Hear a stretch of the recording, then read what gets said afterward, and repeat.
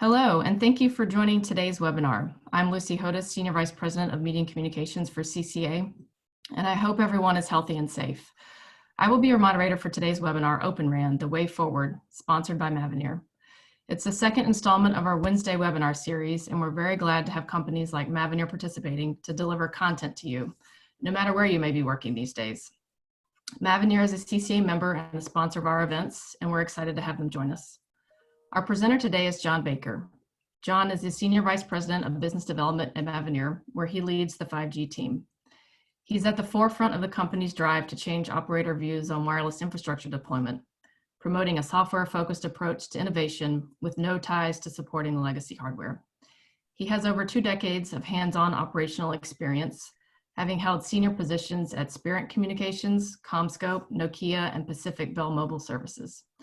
If you have any questions throughout the presentation, please submit them at any time and we'll answer questions at the end. Also, today's webinar is being recorded and it will be available on both the CCA website and the Mavenir website after it's over. So now, John, I will turn it over to you. Yes, good afternoon, everyone, and thanks for taking your time out of a day. And I know everybody's in lockdown mode and looking for things to do, so I'm glad you've found time to join us, and hopefully the webinar will be insightful. This is actually the second part of a webinar series. We did one a couple of weeks ago with CCA as well, and this is sort of more focused at the fact and fiction around OpenRAN and hopefully allowing you as individuals to make an unencumbered choice about the technology as we move forward. In terms of the agenda, we're going to look at what is OpenRAN, the benefits of OpenRAN, and obviously the subject of close to everyone's heart is of the fake news around OpenRAN, and some of the things that just to really balance the picture, some of the things that you may be hearing. And then look at it from a next generation network perspective. But and a lot of the material that I'm going to be presenting here is out of a recent white paper by Ian Gillett Research, and you'll be able to download that white paper along with a recording of the conference or the webinar after the webinar. So really, I throw this slide in pretty much in every presentation I do. And again, I apologize for those that have seen it twice or 3 times, but really just to make sure the definitions of OpenRAN are sort of understood as we go forward. There's a lot of confusion around the terminology of OpenRAN, ORAN, vRAN, etc. But keeping it very simple, OpenRAN is about open interfaces and interoperability. Clearly that the market has been stifled over the last 15, 20 years as walled garden networks have been growing. ORAN is about the standards body, or the ORAN Alliance, that grew out of XRAN about 3 years ago, chaired by AT&T, and I think 20 plus operators now participating in ORAN to produce standards within the 3GPP framework that allow open interoperability in networks. And then virtual RAN is an implementation of the RAN, you can have a RAN built with discrete hardware, or you can have a virtualized RAN which allows future growth and future functionality. So now the terminology is out the way, I sort of jump into some of the detail behind what is OpenRAN. So OpenRAN is about taking advantage of really leveraging the computer technology and Moore's law effectively, so that you can live on the cost benefits. And we saw similar evolution many years ago with the evolution of the mainframe computer to the PC desktop. You're now seeing that happen in the mobile networks, where you're moving from centralized core networks to distributed networks at the edge. And that's really being empowered through the IT industry and living on the back of IT technology. Going left down the left column first. We've spoken previously about reducing capital and operational maintenance expenses. Typically, the numbers sort of being verified out there is sort of 40% CapEx, 37% OpEx, now being proven in the field with operators like Rakuten. Using a virtual RAN implementation and using software components in the RAN allows for the development of new features and new capabilities as they develop. So, we see the RAN very much evolving like the core features, web scale technology. Operators should be able to put features, different services, different RAN implementations, all on an edge server that allows operators to compete on different functions and functionality and services going forward. So again, it's treating the whole of the wireless network, apart from the radio that sits on the tower, as a web scale type solution. In that respect, it brings down the operations and maintenance costs. The fact that you're buying off the shelf components means that you can buy capacity when and where you need it. You can buy technology when and where you need it. You can move the implementations into web services like Amazon, Azure, etc. It doesn't have to be built on your own network. And then the fact that I can also distribute my computing around the network, I can really use an edge-centric architecture, and to that extent, every base station site can look like its own network and an own set of services for those users that are actually using that base station site. So, over time, and as these features get developed, you can see I can move capacity around the network. And then last but not least, I can use the best of breed components. It's about, using the skills of different technology companies, bringing those components together. But because they're software, assuming they're tested, I can swap them in and out of the networks, extremely quickly. The overall goal of OpenRAN, say it's about open interfaces and interoperability, is all about widening the supply chain. I think, we're seeing on a global basis that, operator choices are suddenly being reduced to one or two suppliers.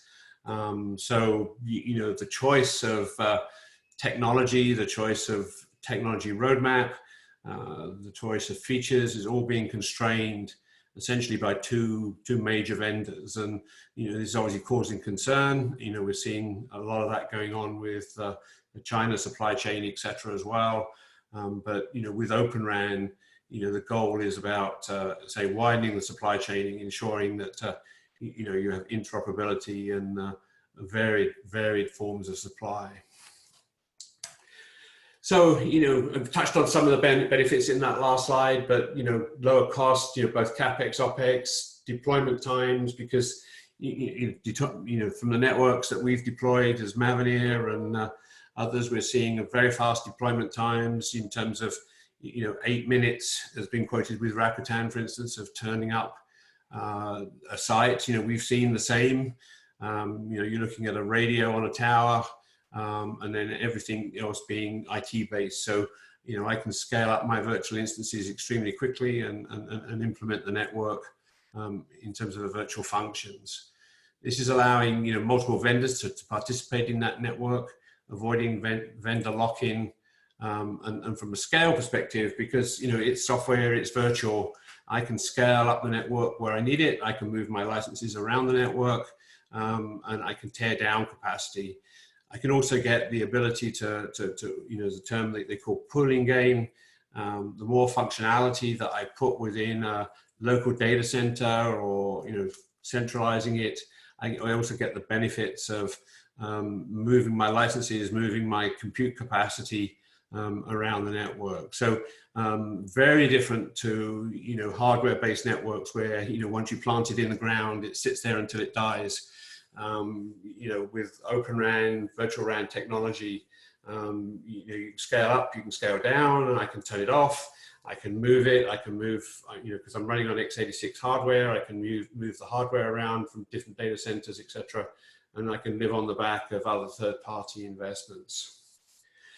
So, when we started out 2-3 years ago, this obviously was somewhat of a great journey. This map actually, which we published in this white paper from Ian Gillett Research called, on OpenRAN. This is a joint paper with Parallel Wireless, AutoStar, and Mavenir.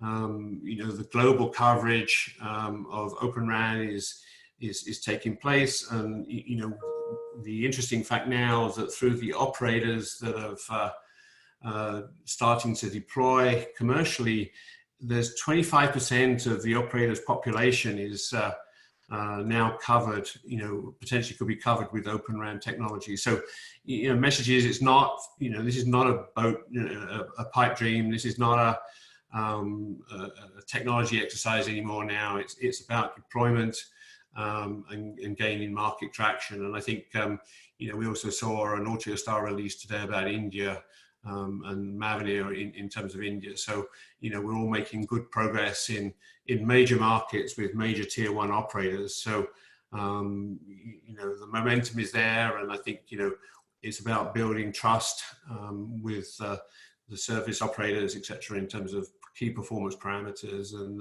how this really scales. So, touching on again, what is the RAN? And, as most people know, it's the radio unit and baseband unit. But today, it's been built around proprietary architectures, proprietary interfaces. And, on top of this, you've also got software fees that are associated with almost every feature in the network, which if you look at, probably an operator's expense every year, a lot of that goes into software licensing. So, with OpenRAN and vendor competition, a lot of these license structures will disappear to, one-time licenses across networks, the ability to move licenses around and completely change the cost structure of how the RAN is implemented in a commercial network. And we've talked about, different vendors, vertical applications. I view that long term that the base station site will actually look like an app store. So, the apps sitting on that base station site will be, RAN specific in a sense, but, they could also be tailored to individual users in terms of network slicing, and different vendor RAN applications being there as well, side by side. So, virtual RAN not only is solving a supply chain issue, it's allowing the industry to get to a point where, you can see a lot of innovation, very much like the introduction of the iPhone, where, software companies can come up with apps around network performance, capacity slicing, and it may be, even just specific applications that a certain individual needs for his business, but, and they can be put in that base station. They don't have to be hosted and justified in the of a network, and, trying to justify a business plan on having a centralized function just to provide a need that one individual user may want. So a lot of flexibility in how you deploy the network. I'm going back 3 years where some of this started in terms of the 3GPP architecture and the discussion around splits. And I bring this slide back into the discussion because there's some confusion generated in the marketplace by, the split that ORAN really focused on, which is option 7 on this chart, and there's a version of that called option 2, which I'll touch on in a minute. Competitors are walking around and saying, that split's not good enough, we've got a better split. And actually that's great. We're encouraging the competition out there to find new ways of doing things. And really what we ask is that, look, don't just put it out there as a potential error that is being created by ORAN. Bring it to the standards forums and make it open and let everybody get the benefits of it. We've already seen 2 iterations of the ORAN specifications where, it started off with, in the first version, that there was a certain split defined. Then I think Cable Labs and British Telecom came along and put some low latency features in there. And if there's another feature that can be put in there, that's fantastic. And long term, the operators will get the benefit of it because the software flexibility is now there in the network, that these features can be implemented through software loads and implemented on a case-by-case basis as well. So, where you hear people saying, look, here's a problem, turn it around the other way and say, look, here's an opportunity, and really work with the standards bodies through ORAN, etc., and bring these new features to market that can bring the benefits. And, even as small operators, you have the ability to work with the ORAN group and introduce these things into the working groups. And I know ORAN is working on like a radio interface controller, white box hardware. So the momentum is there, and these are not problems. These are all about innovation and bringing innovation to the RAN space. So I touched on the ORAN architecture, and this slide really, and there's a lot of words on this slide, but really what it's about is that there's like two categories of radio that are defined in the network. And the common one is all about category A radios, where the majority of the software, apart from the lo-fi in that 3GP split, is actually in the DU or in the compute of the network.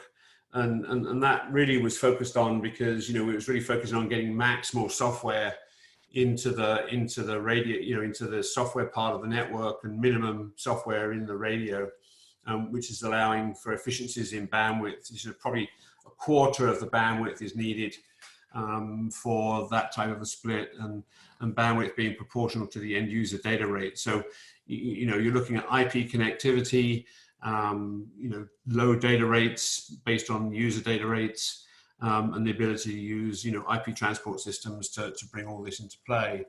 Now, as you move into MIMO, then obviously there's a lot more information that's got to be pushed around the network.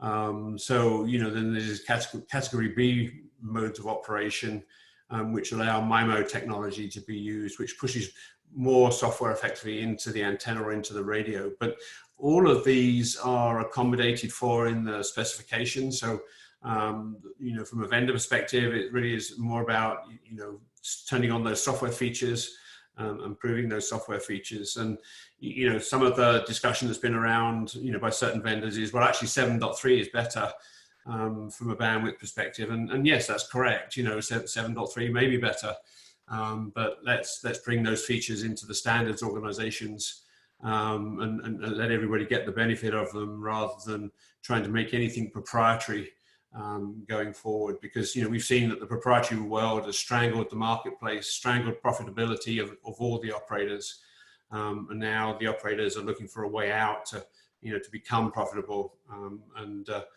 have a wider choice of vendors to look at.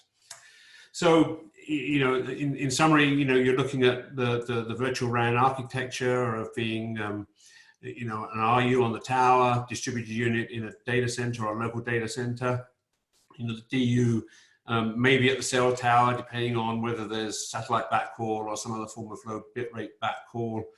And you'll see hardened versions of those DUs coming out. So essentially, there's no cabinetry required at the cell site. Really, the DU should look like another remote radio head on the tower. So the compute technology is really being hardened, and you'll see products coming to market in the next 6 to 9 months of those types of functions. And then the centralized unit is where the layer 3 processing essentially gets done. But in terms of RU to DU and CU scaling, it's probably maybe 6 to 1, 10 to 1, 100 to 1 across the 3 compute elements essentially there. So you're getting the pooling gains and the scaling effect, and the ability to scale up and scale down the software depending upon user capacity. So jumping through there, you see the significant cost savings. And really there's 4 studies now been done, and we've seen with Accenture, Sensiphilly, Strategic Analysis, and Vodafone, and also Rakuten, really bringing out the fact that everybody's in the 40%, 50% capex, 30 to 40% in the opex. So and I know for a fact that some of these studies are on the conservative side, because it's very hard to pin down some of the costs, because, as you go around the world globally, very different cost structures, and everybody has their own unique way of building these networks. But, I think the proof is there, and going forward, deployment of these networks lives on the fact of, where the IT industry is taking the technology. So there's very good incentives in seeing the performance benefits and the cost benefits improve. And a simple example is, if you look at an x86 processor, you're seeing the performance of an x86 processor essentially double every 2 to 3 years. That means my network performance can double. So, arguably that could be a 50% cost savings that's coming out of that unique part of that element. So, I'm not there living on the back of a vendor's program in terms of new technology developments, ASIC developments, et cetera, et cetera. I'm living on the back of an established industry that's delivering technology into the marketplace. So if we look at, this, and this is really from a slide from one of the European operators, but you see that they're looking at multi-vendor RAN interoperability on the front haul, and the whole premise around open interfaces is about interoperability, and really enabling different vendors to invest in their core competence, invest in core technology. And then through basic interworking, through whether it be through the ORAN conformance test procedures, there are labs that are coming up through the TIP process that test interoperability. But you're going to see a lot of interoperability test houses coming along where this can be done, fairly straightforwardly, and allow the ecosystem to grow. What this means from an operator, and we just actually talking through this morning with another operator that this could actually improve the delivery of new network components into the network by a factor of 1 year. Now, if you work that back and look at that in terms of new revenue that could be gained over that 1 year period, it almost starts to pay for itself again. So, that factor has not been incorporated in the TCO effectively, but, just getting ahead of the game with new features, new cost reduction in my network 1 year earlier than I would have been able to do if, I'd gone down the walled garden approach, is significant. We're seeing low-cost radios come out. Mavenir and MTI have been very much involved in the TIP Facebook Evenstyle project, and low-cost radios are possible. The challenge that we have now is really getting enough radios covering all the frequencies around the world. But within the next 6 to 9 months, I think you'll see a lot of those barriers broken down. And then baseband software, in this case from Mavenir, but we'll see multiple companies like AudioStar, Parallel Wireless, and other new up-and-coming companies producing baseband software. And then operators will be able to pick and choose, and suppliers will be able to compete on their own technical advantage. So, and I think, this is an actually interesting slide in terms of, the fake news that's now being spread around as vendors try to hang on to their market share. We've got facts like, oh, well, integration, the KPIs. I've talked about the different splits. I've been in conferences, been challenged about power consumption, more expense, etc. Horizontal, vertical integration, and I'm sure as operators, you're hearing a lot of this. What I term is fake news running around the industry as people obviously try and hang on to market share. So, the next few slides, I'm going to just try and cover some of these points. And try and put this back onto a level playing field so that we can avoid this fake news, as I say, running around the industry.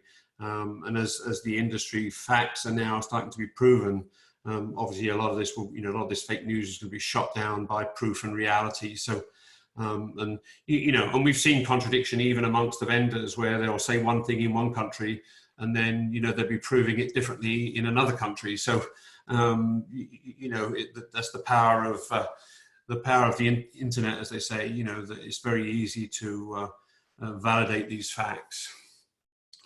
So one of the big challenges that keeps getting thrown up is, oh, well, what about integration?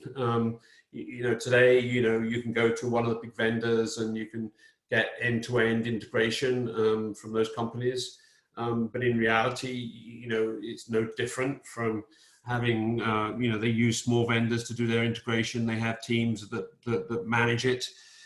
Companies like Mavenir and Autostar will do the same. We have our own managers. We take end-to-end responsibility, but we rely on the local sources of technology vendors and services to bring all this together. So, in a sense, there'd be no job losses by any of this by moving between vendors. In fact, it gives greater opportunity for those companies to grow and succeed and growing an expertise in a certain area in the OpenRAN marketplace. Tower climbers, installers, software vendors, IT integrators. In fact, it's opening the door to IT integrators to really get involved more in the RAN space. But, we see job creation rather than job elimination as this OpenRAN market develops, and allowing entrepreneurs to really start businesses, grow businesses. Because companies that are going to be supplying this technology are not going to be at the scale of the existing vendors. You can do far more with far less and still be very profitable in terms of deploying software virtualized networks. You don't have the legacy technologies to look after, but so we don't, from a profitability perspective, pricing and profitability can be very different. And the fact that you're living on COTS hardware, off-the-shelf hardware, allows you to really take advantage of those component prices that are in the marketplace. And then, from a system integration perspective, as I say, everything apart from the radio is in software. Then you're really looking at IT tools, IT principles in terms of building these networks, which means that, I can truly scale and bring the IT tools to bear in terms of software security, scaling, et cetera. So what I've got in the next few slides is explained in a lot more detail in the white paper, but it sort of really tries to address some of the old arguments around sort of the current situation that really is in the marketplace. And I'm just going to talk through a couple of these points on a couple of these slides to try and display, some of the fake news that's running around in the marketplace. And the major ones, I've put on this slide really is about, M&O integration for OpenRAN and, the high risk of network reliability. Today, obviously, that it's a one neck to strangle approach. It's got a major OEM label on it. But in reality, when you get underneath it, and, I've built a number of networks around the world where you use subcontracting services, you subcontract those tasks out to local companies. And at the end of the day, the only thing you end up needing to do on the top is project manage it from a cost performance perspective and, take end-to-end responsibility over the final performance of the network. So in reality, what's going on between OpenRAN vendors and the current walled garden vendors is no change. The same approach will happen, the same services will be used, and the same skill sets will be employed. So again, it's all very practical and all very doable. In terms of network reliability, that you hear that, oh, well, who's going to take responsibility for the network KPIs? And at the end of the day, clearly the key technology providers will take responsibility for the APIs. As Mavenir, yes, we take end-to-end responsibility for the KPIs and work with the vendors in terms of integration testing and really, being held to the same standards as the vendors today are being held to. Again, there's no change. It's making sure that you've got the system is architected correctly. It's got the right element management system in place, and you're putting the right KPIs to manage the performance. And I'll, at the end of a couple of these slides, I've got some key performance parameters that we've been demonstrating off of some of these networks. And I think from a reliability perspective as well in the network. With IT networks, you're, instead of having 5 nines technology, you may have 2 nines technology, but you build a 5 nines network. And you see this today in terms of how networks are architected for reliability rather than necessarily having every component built for reliability. So again, no change in the way some of these networks are built up today. And there's some very large virtualized networks out there today that are demonstrating 5 nines reliability on 2 nines reliability technology. We've talked about network performance, so I'll show you some stats on the network performance that you can get out of virtualized RAN networks, but in reality there is no difference. And the other, some of the current advantages of having software-based solutions allow you to put performance improving features into the network and put tools around the software so that you can actually get more information out. Things like, a scheduler, for instance. The scheduler is the key component within an LTE network, and obviously these are all custom and proprietary, but eventually, there will be open schedulers where, you could get API access in there, and that will allow, better performance sharing on, dynamic spectrum allocation, slicing, et cetera, So again, removing all these vendor locks, working through common software solutions and APIs, essentially to get information and performance factors out of the network. Again, I've talked about the cost savings from a CapEx and OpEx perspective, but you have real cases now, such as Rakuten, that have demonstrated that you can really achieve these cost components or these lower cost elements.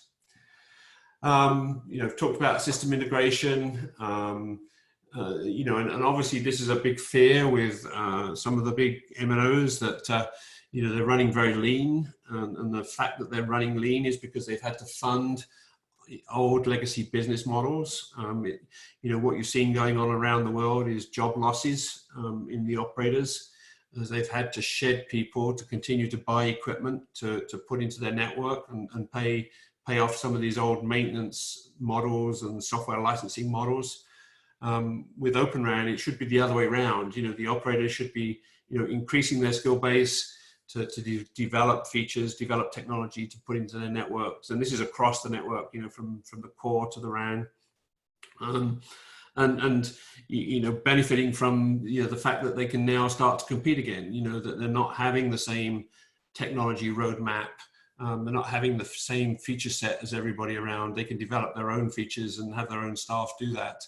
So, system integration is about, using the local resources, the local skill sets that have already been trained within, you as an operator. Everyone has their favorites, and, that will continue to happen. Obviously with more of a slant to an IT world, bringing the IT world and the radio world together. But again, it's an opportunity. It should be seen as an opportunity, not as a challenging area. Given some of the discussion that's going on in governments around the world about security, there's an argument, well, OpenRAN is less secure, and also, another factor that OpenRAN gets confused with open source, and they're two very different things. Open source software can actually be used in OpenRAN networks, but in terms of using open source software, you obviously make sure that the software is very secure and no backdoors and has been fully security tested. With OpenRAN, the fact that you have open interfaces allows the testing ecosystem to truly develop around those elements.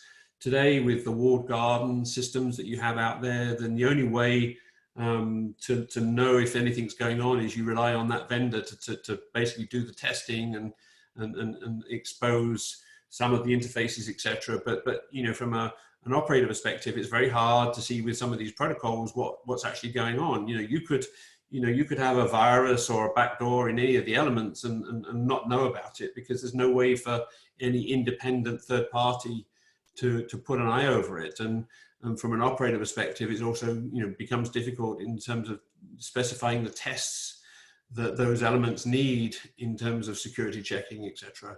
So, moving down the OpenRAN path where, the specifications are published. And when I mean the specifications, it's not like 3GPP in the RAN where, a framework specification was published, but all the elements are missing. OpenRAN through ORAN is specifying products that are fully complete. So, everybody should be able to pick up the user plane, control plane, and management plane, go build a product, and then go and test it from an interoperable perspective. There shouldn't be any hidden parameters in there that essentially block the product and make it proprietary. And the fact that I can do that means that test companies, like Viavi, Spirent, and these others can design products that wrap around those individual elements and effectively fully test those products. So, in the end, open interfaces really is about improving the security, improving the reliability, and improving the performance of those elements before they actually hit the network. And in that respect, the operator doesn't have to waste their time in trying to second guess or trying to, always have to keep a watchful eye over those elements that are going into the network.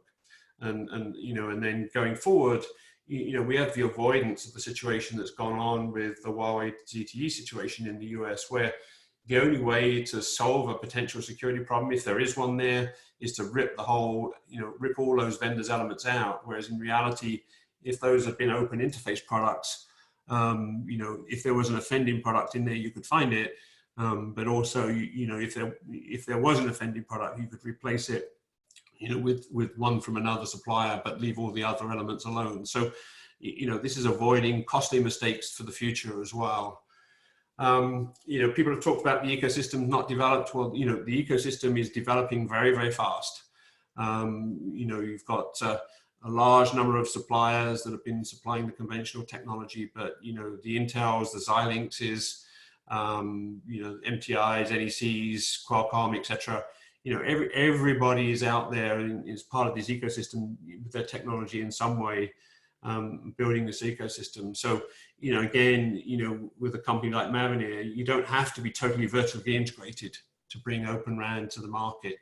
You can really leverage the ecosystem, and in the end, you can have 2 or 3 times the number of people building, OpenRAN technology than you could if it was in a vertically integrated company. And last but not least, there's always the comment about, well, OpenRAN is suited for greenfield deployments rather than integrating into existing networks. One side of it, yes, greenfield deployments are great. No legacy infrastructure can really truly build out fast and take advantage of the cost reductions, etc., from day one. But it's certainly not true about building it into existing networks. One of the challenges that operators have today is the fact that interfaces are so controlled, that you can't build, new radio vendors underneath an existing radio vendor. That interface needs to be opened. And again, going down the OpenRAN philosophy, which is really gaining momentum, can open up those interfaces, and then you can build new radio vendors in alongside old ones. Plus, take advantage of getting more spectral efficiency out of the network. Networks have grown up from 2G to 3G to 4G, a single frequency band at a time. And we're at a point in the industry now where just leveraging the shift from 4G to 5G, using dual band radios, multi-band radios, and allowing the spectral efficiency improvements that 5G gives. So effectively taking your 4G network that may not be 5G upgradable today, putting 4G, 5G technology back in a vRAN solution so that you get the 5G automatically as you put in a virtual RAN network. And allows not only spectral efficiency improvements, but cost improvements. And the other argument really behind this as well is that, today I'm paying huge amounts of money in software licenses, operations and maintenance and stuff like that. Well, if I took that money, I could actually buy a complete new virtual RAN network. So, there's some extremes in there, and we've seen operators around the world that have said, look, we're going to buy new a new network effectively, or we're going to do a complete network forklift to get the better spectral efficiency, better spectral capacity out of those networks. So, time will tell, but there's many ways now to slice the business model and to get advantage of OpenRAN technology. I talked earlier about some of the stats that are coming off the network, and this is just one example of some of the stats that are coming off of the network. We collect probably 40, 50 different variant statistics, plus, depending on what the operator requires, off of a reliable network. And, and there's no forgiveness. If as a vendor, you can't meet the stats that an existing vendor has in place, then, then you get a lot of pressure to correct it. And your business depends on you meeting this performance, because at the end of the day, it's subscriber quality that matters, not whether you produce the best network equipment in the world. So, OpenRAN is very, very capable of doing that. And so, it compares equally well with the existing technology in the marketplace. So anything you hear about, lower performance, higher cost, really, as I say, is fake news. There's clearly, teething problems as you bring new technology into the marketplace, and every vendor in the world has had teething problems. So, you go back over the technology where you've had sleeping cell sites and high drop pull rates and everything, it's affected every vendor in the marketplace. So, and any new technology introduction is going to have its challenges. But, that's why we all wake up in the morning and go to work, because, we're all enthused by the technology and getting better performance out of those networks. So I'm coming to a close timing wise. So really, just in terms of summary, Open Network Awards, and you've seen that with Mavenir and Dish and Altiostar and Airtel and a number of others that are going around the world. But deployments are happening on a worldwide basis. So it's not a case of if, it's more about when. System integration I talked about, no change. Business model's not going to change. There'll still be one neck to strangle, and there'll be far more job creation in terms of new companies taking the opportunity to build software-based networks, and the fact that it's software, then I'm able to build more networks as we go forward.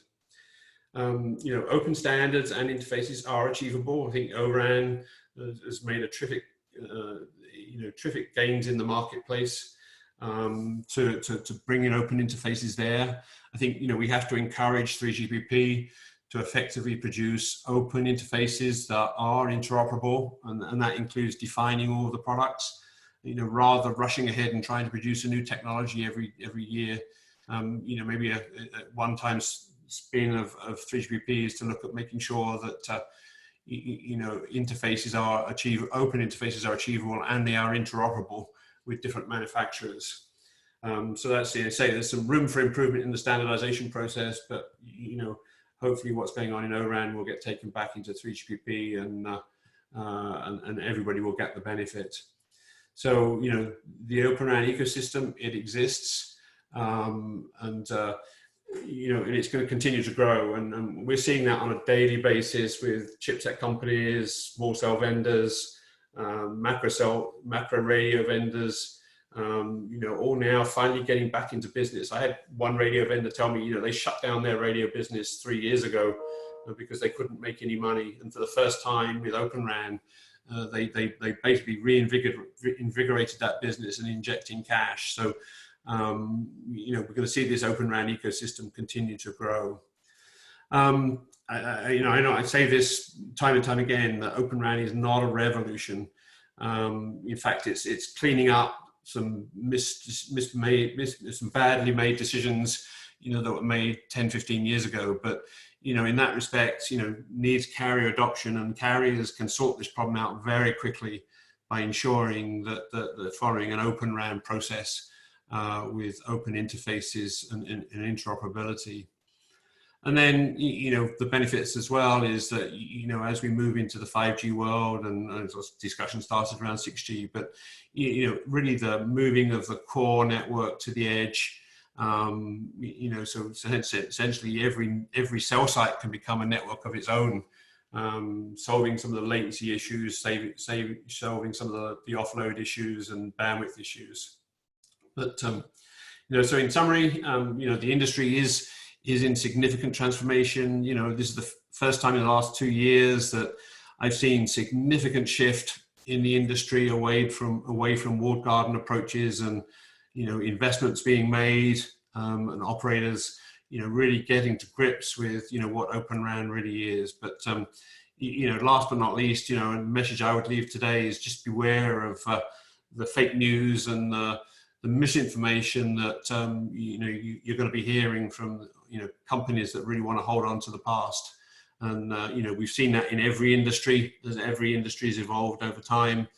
And we've got exactly the same going on in terms of the OpenRAN industry today. So I'll stop there. I think I'm running close to my time, but I'll hand it back and see whether there's any questions.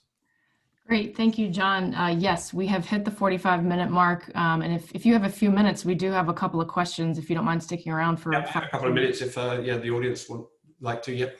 Okay, great. So I'll just jump right in. What are the CapEx and OpEx percentages savings?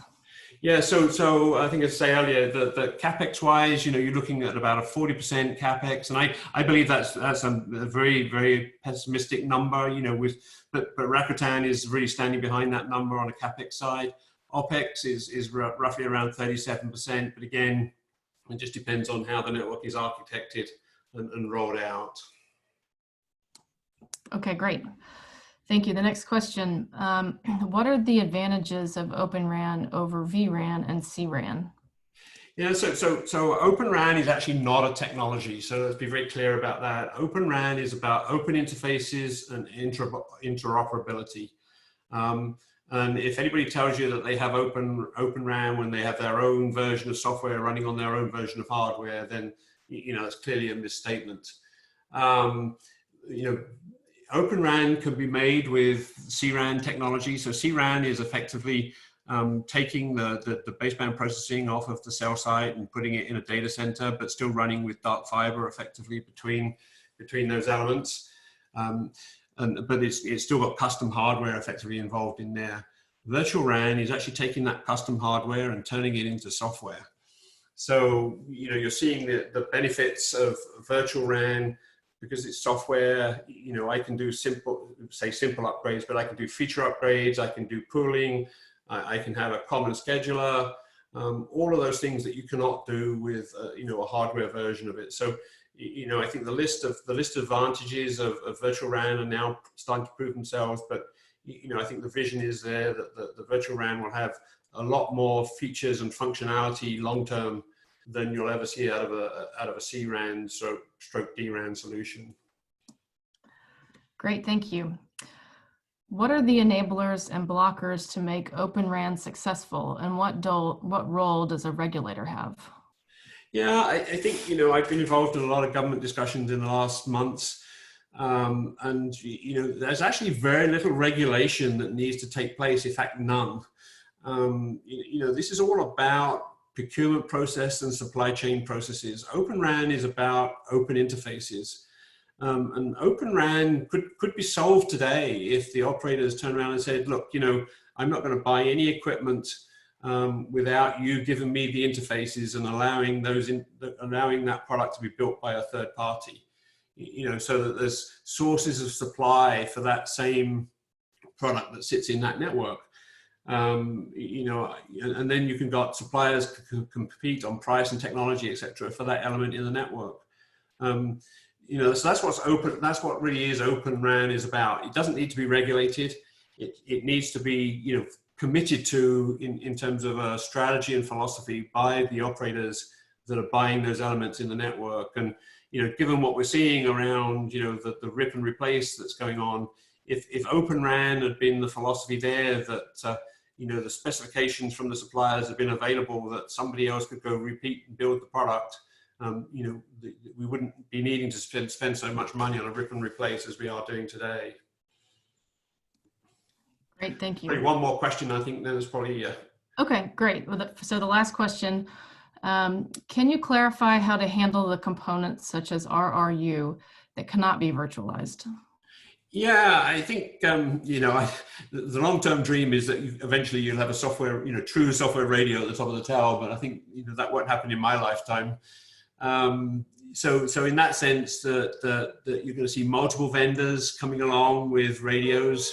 The nice thing about the radio is that, with an ORAN interface on one side and the 3GPP radio interface on the other, the radio itself is actually now fully specified. So, whether it be a 4 by 40 watts, 8 by 20 watts, all of those different product configurations will come. But eventually, the radio industry for the radio that goes on the tower will be like the Wi-Fi industry. There's a specification on both sides, interoperability will be proven through the interfaces. And so I should be able to go buy radios from any of the radio vendors on a global basis. And so you're going to see the radio suppliers grow, investment in the radio space. You're going to see, lower cost radios coming from, fully integrated chipsets like Xilinx and ADI. And so, radio should then become, very, very low cost commodity item in the same way that, you buy Wi-Fi access points today off the shelf. Great. Thank you very much, John, for sticking around a few extra minutes and answering some of the questions. I know we didn't get to all of them, but I'm sure that you and other folks from Mavenir would be happy to answer questions in the future. Any final thoughts before we close?